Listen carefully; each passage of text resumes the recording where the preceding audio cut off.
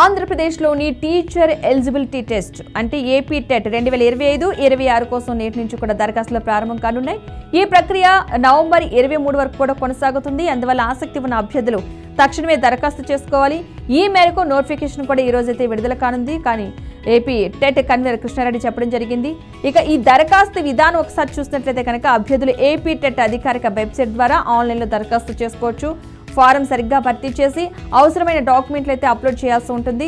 దరఖాస్తు ఫీజు కూడా ఆన్లైన్లో చెల్లించాల్సి ఉంటుంది. హాల్ టికెట్ అండ్ పరీక్ష షెడ్యూల్ చూస్తే డిసెంబర్ 3 నుంచి హాల్ టికెట్లు అయితే డౌన్లోడ్ చేసుకోవచ్చు. డిసెంబర్ 10 అయితే పరీక్ష జరగనుంది.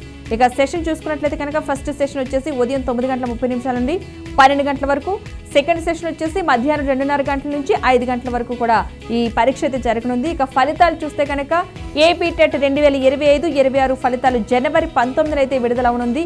దరఖాస్తు చేసుకునే ముందు అర్హతలు కూడా సరిగ్గా చదవండి. ఫారంలోని ప్రతి సమాచారం సరైనదిగా నమోదు చేయాలి. హాల్ టికెట్ డౌన్లోడ్ చేసుకుని ప్రింట్ తీసుకుని పరీక్షకు తగిన ప్రిపరేషన్ చేయండి. పరీక్షకు ముందే మాక్ టెస్టులు, పూర్వ సంవత్సరం ప్రశ్నాపత్రాలు ప్రాక్టీస్ చేయడం వల్ల కూడా ఫలితాలు మెరుగుపడతాయి. పరీక్ష రోజున సమయానికి హాజరవ్వడం, ఐడి అండ్ హాల్ టికెట్ తప్పనిసరిగా తీసుకోవడం చాలా ముఖ్యం.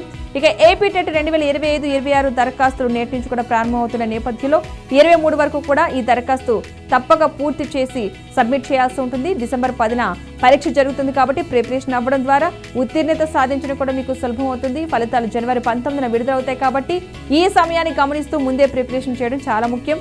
షెడ్యూల్ రిలీజ్ అయిన వెంటనే సరైన ప్రిపరేషన్ ప్లాన్ సిద్ధం చేసుకోవాలి. ప్రతి సబ్జెక్టును కూడా సమయానికి పునరావృతం చేయడం ద్వారా మార్క్స్ సాధించవచ్చు.